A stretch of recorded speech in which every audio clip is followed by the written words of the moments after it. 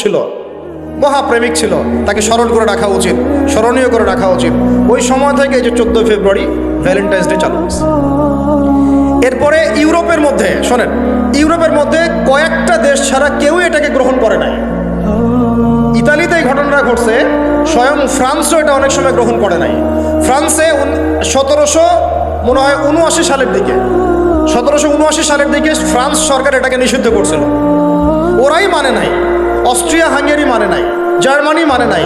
এরা বলছে এইসব নষ্টামি আবার দিবস পালন করার কি আছে। ওরা কিন্তু মুসলিম ছিল না, অমুসলিম, তারাই মানে নাই। তারপরে মধ্যপ্রাচ্যের অনেক কান্ট্রি তো মানেই নাই, পাকিস্তানও মানে নাই, ইন্দোনেশিয়াও এটা হারাম ব্যান করছে, অনেক কান্ট্রি এটাকে ব্যান করে দিয়েছে। শুধু দুইটা কান্ট্রির কথা বলবো, কয়টা বলেন? দুইটা কান্ট্রি, একটা নাম ব্রিটেন, ওই যে আপনারা লন্ডন যেতে চান যেখানে, আর একটা নাম হচ্ছে আমেরিকা। শুধুমাত্র ব্রিটেনই প্রতি বছর প্রায় 100 কোটি পাউন্ড খরচ করে এই দিবসটাকে জিয়ে রাখার জন্য এবং সারা বিশ্বটাকে ছড়ায় দেওয়ার জন্য। আর কত শুনবেন, এগুলো বলতে থাকলে এগুলো নিয়েই রাত পার করা যায়। মূল কথাটা হচ্ছে এটা থাকে, কিন্তু সভ্যতার অনেক বড় বড় রাষ্ট্র এটা গ্রহণ করে নাই, গ্রহণ করে নিয়েছে তোমরা যুবক ছেলেরা, যুবতী মেয়েরা গ্রহণ করলা, তোমরা যারা মুসলিম কান্ট্রির ছেলে মেয়েরা গ্রহণ করলা, তোমরা যারা আল্লাহ তোমাদেরকে মুসলিম পরিবারে জন্ম নেওয়ার তৌফিক দিয়েছিলেন। গ্রহণ করলো কারা? যারা উম্মতে মুহাম্মাদি বলে দাবি করে। চিন্তা করা যায়। আর বাংলাদেশে সুবহানাল্লাহ, বাংলাদেশে এটা কিন্তু ছিল না। 1993 সালের আগ পর্যন্ত এটা ছিল না। কত সাল বলেন? 1993 সালের আগ পর্যন্ত বাংলাদেশে এটা চালু হয় নাই। আপনারা হিস্ট্রি ঘাটেন, পড়েন কবে থেকে এটা শুরু হলো। 1993 সালে ওই সময় একটা পত্রিকা ছিল, সম্ভবত তার নাম জয় দিন, নাম শুনছেন? ওর একটা সম্পাদক ছিল, তার নাম হচ্ছে শফিক রহমান। কি রহমান? অনলাইনে ঘাটেন, দেখেন পাবেন। এ লন্ডনে থাকতো, ওখানে পড়াশোনা করছে, ওখানকার কৃষ্টি কালচার শিখে এসে 1993 সালে প্রথম বাংলাদেশের মাটিতে এইভাবে ঢাকঢোল পিটায় এই বিশ্ব ভালোবাসা দিবস চালু করা হয়, যার মধ্য দিয়ে এই কাজগুলো এখন হচ্ছে। কত সালে? 1993। এই যে ইয়াং জেনারেশন কেউই জানে না, এগুলো ছুটতেছে, একটার পিছনে ছুটতেছে। আমাদের ইয়াংদের মূল প্রবলেম এটা, একটা সামনে কিছু দেখলেই দৌড় দেওয়া শুরু করো। আর দাঁড়াও রে ভাই, দেখো এটা কার, কোত্থেকে আসছে, এর সাথে আমাদের কোনো সম্পর্ক আছে কিনা, এটা আমাদের সংস্কৃতি কিনা, এটা করলে আল্লাহ আবার আমাকে ধরবে কিনা, রসুল আবার আমার উপর রাগ হবে কিনা কিয়ামতের মাঠে, আমার আমল নামে আবার গোনা জমাবে কিনা, এগুলো হিসাব আমি কেমন করে দিব, এই চিন্তা করতে হবে না? তুমি তো ভাই মুসলিম পরিবারের যুবক, মুসলিম পরিবারের যুবতী, তোমাদের দ্বারা তো আশা করা যায় না। অন্যরা করুক, সেটা না হয় আলাদা বিষয়, আমরা ওগুলো দেখতেও চাই না কে কি করে। 1993-তে এটা বাংলাদেশে আসে, আবার বাংলাদেশে আবার ডাবল জাহেলিয়াত আসে। কিরকম? যেটা আবার অন্য কান্ট্রিতে আসে না। বাংলাদেশে এই দিনে আবার আরো একটা দিবস একসাথে, ওটার নাম পহেলা ফাল্গুন। কি নাম বলেন? এই দুইটা মিলে এখন উদযাপন হবে কালকে থেকে। তো এই উদযাপন করতে আপনাদের সাগর পারে সব ভিড় জমায় ফেলছে, হোটেল সব বুকড, 3 গুণ 4 গুণ ভাড়া। মাশাআল্লাহ, আপনারাও তো যারা হোটেল মালিক আছেন এই সুযোগ লুফে নিচ্ছেন। হ্যাঁ, ব্যবসা বেশি হবে, তারপরে খাওয়া দাওয়ার হোটেলের প্রাইস বেশি হবে। শোনেন, একটা হারামকে কেন্দ্র করে যা কিছু অর্জন করবেন সব হারাম। একটা হারামকে কেন্দ্র করে যা কিছু অর্জন করবেন আপনি, সবই হারাম। বরং এখন আপনার বলা উচিত ছিল, ইমানদার হলে, আমার হোটেল আজকে বন্ধ, আমি এই দিবস উপলক্ষে ভাড়া দিই না। সাগরের সামনে তারা এগুলো করতেছে, সাগরের এক একটা ঢেউ এটা সাক্ষী থাকতেছে। এই সাগরের এক একটা ঢেউ, যে ঢেউ আল্লাহর হুকুমে আসে, আল্লাহর হুকুমে চলে। আপনি ইমানদার মানুষ, আল্লাহর বান্দা, আল্লাহর মুমিন বান্দা, আপনার জন্য আল্লাহ সাগরের তলদেশে অসংখ্য নিয়ামত রিজিক দিয়ে দিয়েছেন, আমাদের জন্য দিয়েছেন, ওকে আমাদের অনুগত করে দিয়েছেন। দাঁড়ান আপনি তার সামনে, ও বিনয়ের সাথে আপনার পা ধুয়ে দিবে। সাগর বিনয়ের সাথে আপনার কি করবে? পা ধুয়ে দিবে। আর এই সাগরকে আল্লাহ যদি কোনোদিন বলেন এইখানে এরকম এই অশ্লীলতা হয়েছে, বেহায়াপনা হয়েছে, জেনা হয়েছে, ব্যভিচার হয়েছে, সমকামিতা হয়েছে, এই সাগর তুমি এই সমস্ত এলাকাবাসীকে ধ্বংস করো, কি করবেন সেদিন? ঠেকাতে পারবেন? আমি কারোকে সন্তুষ্ট করার জন্য কথা বলছি না, আর কারো অসন্তুষ্টির পরও আমি করছি না। যেটা হক সেটা আমাকে বলতে হবে, কারণ যদি আমি না বলি ওই গজব আসলে আমি সত্য ধ্বংস হয়ে যাব। আল্লাহ পাক চাইলে এক দিনের মধ্যে এমন সুনামি দিতে পারেন, পুরা কক্সবাজার কেন বাংলাদেশ পানির তলে চলে যেতে পারে। এই জায়গাকে বেছে নিছে এই জেনা দিবস পালন করার জন্য। চিন্তা করেন কার ক্যারেক্টার, কার আদর্শ এটা ফলো করতেছে। আল্লাহ পাক কোরআনে বলেছেন, লাকাদ কানা লাকুম ফি রাসূলিল্লাহি উসওয়াতুন হাসানা, তোমাদের মধ্যে আল্লাহর নবী মুহাম্মদ সাল্লাল্লাহু আলাইহি ওয়াসাল্লামের মধ্যেই আছে সর্বোত্তম আদর্শ। আর এই দিবস পালনের মধ্য দিয়ে আপনারা ওই সেন্ট ভ্যালেন্টাইন্স ওর আদর্শ ফলো করতেছেন। নাউযুবিল্লাহ। হাদিসে নবীজি বলছেন, আল মারউ মা'a মান আহাব, যে যাকে ভালোবাসবে। অন্য হাদিসে আসছে যে কম যার সাদৃশ্য অনুসরণ করবে তার সাথেই তার হাসর হবে। তাহলে আপনারা তার সাথে হাসরের প্রিপারেশন নিতে থাকেন। কার সাথে হাসর করতে চান চিন্তা করা যায়। আনাস রাদিয়াল্লাহু আনহু বলতেন যে আমি আল্লাহর নবীকে ভালোবাসি, আমি আবু বকরকে ভালোবাসি, আমি ওমরকে ভালোবাসি রাদিয়াল্লাহু আনহুম আজমাইন। যদিও আমার আমল তাদের মতো নয়, তারপরে আমি আশা করি এই ভালোবাসার খাতিরে আল্লাহ তাদের সাথে আমাকে হাসর করাবে। চিন্তা করা যায়। আজকে একটা হাদিস পড়ছিলাম যে কিয়ামতের মাঠে শহীদরা পর্যন্ত ঈর্ষান্বিত হবে, নবীরা ঈর্ষান্বিত হবে একদল মানুষকে দেখে, যে আল্লাহ পাক তাদেরকে নূর দিবেন, চেহারা আলোকিত হয়ে থাকবে। তারা শহীদ হয় নাই, তারা নবীও ছিল না, বরং তারা তাদেরকে দেখে ঈর্ষান্বিত হবে। আল্লাহ পাক বলবেন, এরা আমার সেই সব বান্দা যারা একে অপরকে মহব্বত করতো শুধু আমার সন্তুষ্টির জন্য। আর আমরা জেনাকে মহব্বত নাম দিয়েছি। এখন আমি এই জায়গাটা থেকে একটু ভিতরে যাই। দেখেন 1993 সালে এটা চালু হওয়ার পর থেকে কি হলো, আসলে হলোটা কি দেখেন।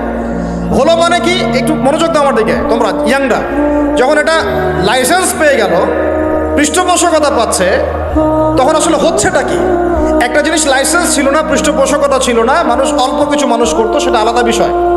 আর যখন একটা বিষয়ে মানে আপনি ঢাকঢোল পিটায়ে উদযাপন করতেছেন, তখন এটা একটা কি পেয়ে যায়, একটা আনুষ্ঠানিকতা পেয়ে যায়, একটা লিগালাইজড হয়ে যায় জিনিসটা।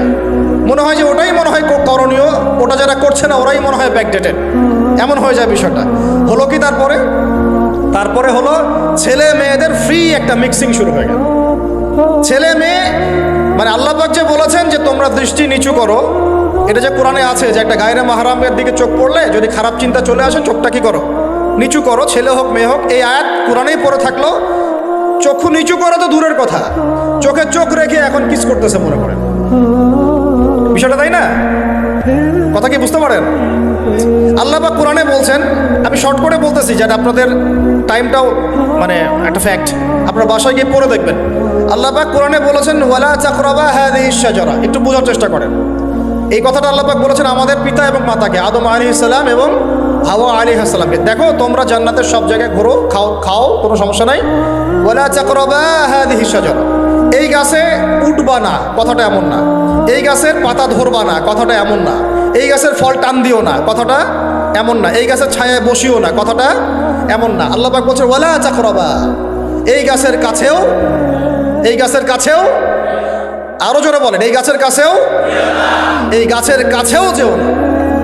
ফল খাওয়া তো দূরের কথা, গাছে উঠা তো দূরের কথা, গাছের নিচে বসা তো দূরের কথা, কাছেও সেম কথা আল্লাহ পাক সূরা বনী ইসরাঈলের মধ্যে বলছেন, ওয়ালা তাকরাবুজ জিনা, তোমরা জেনার কাছেও। বলা হয় নাই যে তুমি দেখা সাক্ষাৎ করো না, ভ্যালেন্টাইন্স ডে পালন করো না, তথাকথিত তুমি ওর হাত ধরো না, তুমি ওর দিকে খারাপ নজরে তাকিও না, তুমি শখ করো কিন্তু মানে বিশেষ কাজটা করো না, তার সাথে অন্তরঙ্গ মিলিত হয়েও না, এগুলো বলা হয়। কি বলা হচ্ছে? ওর কাছেও। আর আমরা এখন কাছে যেও না আল্লাহ কোরআনে বলেছেন, আর সমাজ বলতেছে এটাই হলো কাছে আসার গল্প। এটা কি কাছে আসার? তাহলে কোরআন একদিকে যাচ্ছে, সুন্নাহ একদিকে যাচ্ছে, আপনার ইসলাম একদিকে যাচ্ছে, আল্লাহ একদিকে, রাসূল একদিকে, সমাজ। আর নিঃসন্দেহে এই সমাজের উপর আল্লাহর বরকত নাজিল হবে, আল্লাহর রহমত আসবে। এটা বোঝার চেষ্টা করেন। এরপরে কি হলো? 93 পর থেকে ফ্রি মিক্সিং বেড়ে গেল। এখন দিবস পালন, আপনি তো পরিবারের পিতা মাতাও মেনে নিচ্ছে যে আরে এটা তো ছেলেমেয়েরা এখন করেই, সমস্যা কি? ফ্রি মিক্সিং বেড়ে গেল। ফ্রি মিক্সিং বাড়া মানে জেনা বাড়া। এখন অবৈধ সম্পর্ক বেড়ে গেল, কেউ এটাকে জেনা মনেই করবে না। 500 টাকা 1000 টাকা দিয়ে জেনা করা যায় এক রাতের জন্য। জেনা হয়ে গেল সহজ, একদম সহজ। যে জেনার কারণে সমাজে এমন মহামারী নেমে আসে, এমন রোগ নেমে আসে যেটা আগে কখনো ছিল না। কিছুই না, দেখেন সামনে আরো কি আসতেছে। ওটা তো কিছুই ছিল না, শুধুমাত্র জেনার কারণে, বেহায়াপনার কারণে, সমকামিতার কারণে এবং অশ্লীলতার কারণে আল্লাহ পাকের পক্ষ থেকে এমন এমন রোগ ব্যাধি আসে, বালা মুসিবত আসে, যা আগে কখনো পৃথিবীতে আসে নাই।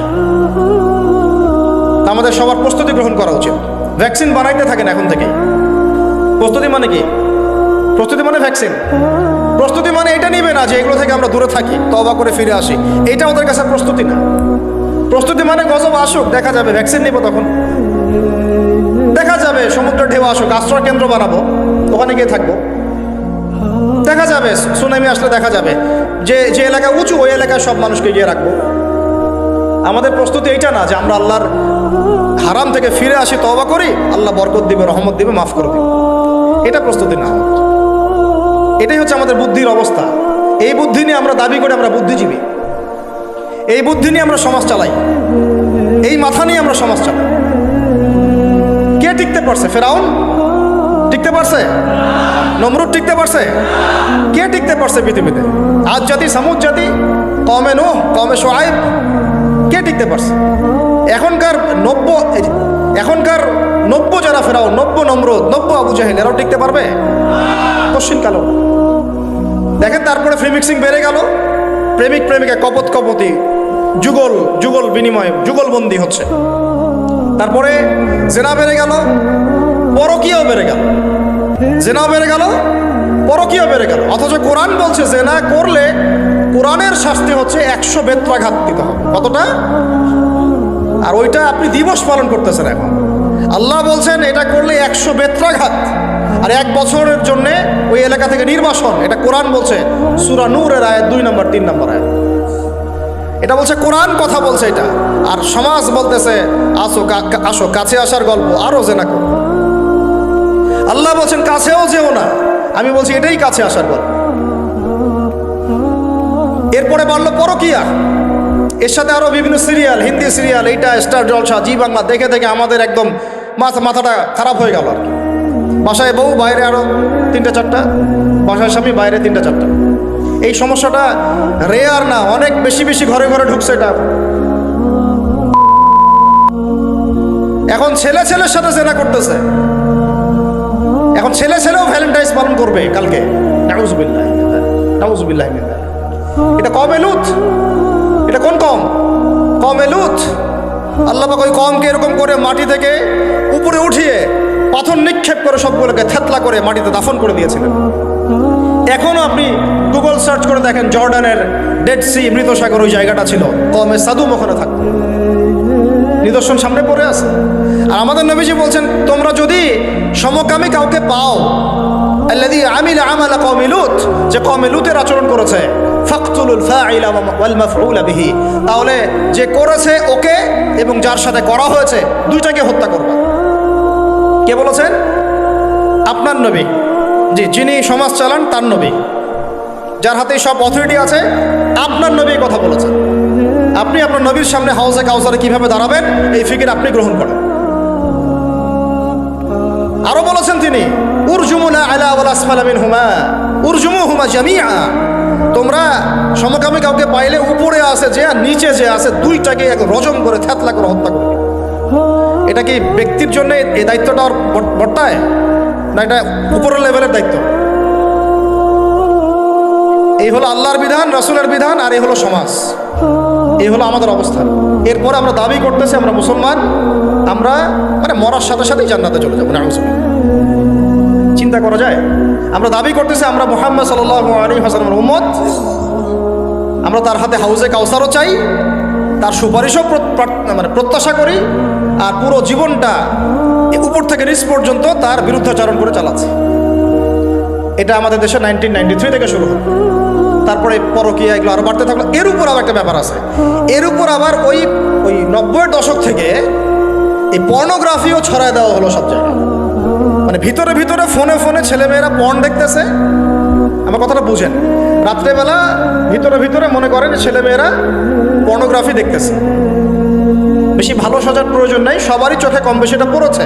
যারা অনলাইনে ঢুকেছেন জীবনে একবার হলেও তার চোখে পড়বে, এটা অনলাইনের ফিতনা, তাই না? পর্নোগ্রাফিও দেখতেছে, এদিকে পর্নোগ্রাফি দেখার মধ্য দিয়ে কি হয়, মানুষ পশু হয়ে যায়। একটা মানুষ যখন পর্নোগ্রাফিতে আসক্ত হয়, ওটা ছাড়া সে চলতে পারতেছে না, ওর সামনে আপনি 5 বছর 6 বছর একটা মেয়েকেও যদি দেন, ওকে ধর্ষণ করে রেখে দেবে। দেখেন, হ্যাঁ, কেন ধর্ষণ করলো 5 বছরের মেয়েটাকে? এটা কি সম্ভব? 5 বছর একটা মেয়ের সাথে কি মানে সেক্সুয়াল কোনো সম্পর্ক সম্ভব? কিভাবে করতে পারলো? বিকজ পর্ন দেখে দেখে ওটা মাথাটাও নষ্ট হয়ে গেছে। পর্ন যেটা করেছে, পর্নোগ্রাফি আর এই জেনাগুলো যেটা করেছে, সত্যিকারের ভালোবাসার সংজ্ঞাটাই পরিবর্তন করে দিয়েছে। সত্যিকারের ভালোবাসা মানে হচ্ছে দায়িত্ব, রেসপন্সিবিলিটি, বিশ্বাস।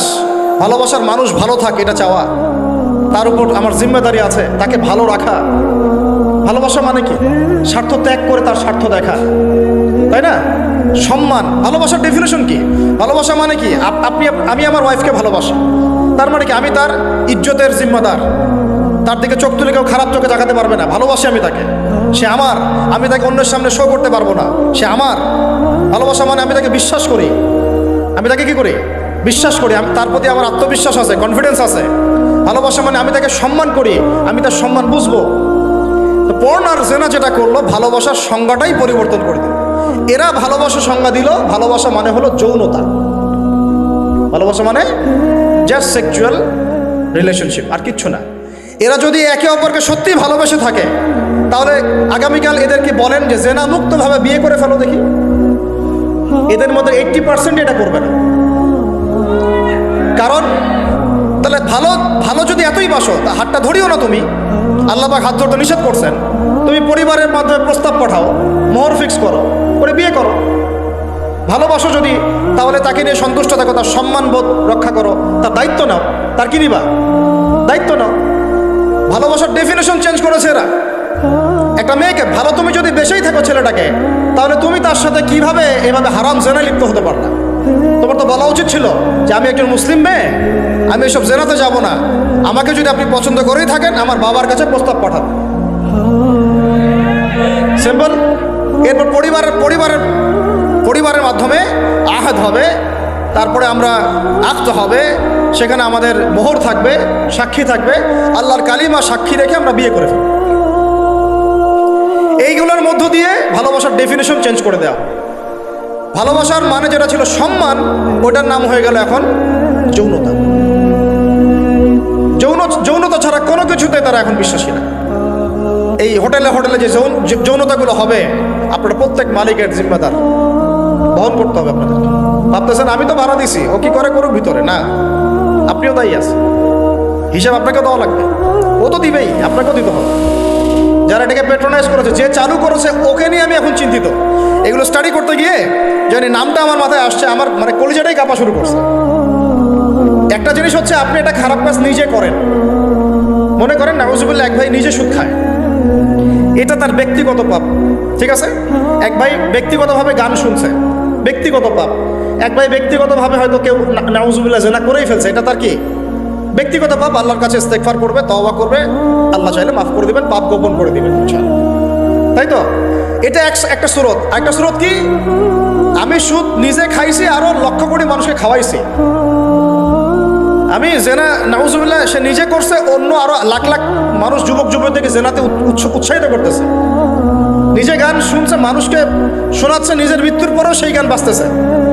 এটা হচ্ছে গুনাহে জারিয়া। এটা কি? গুনাহে জারিয়া।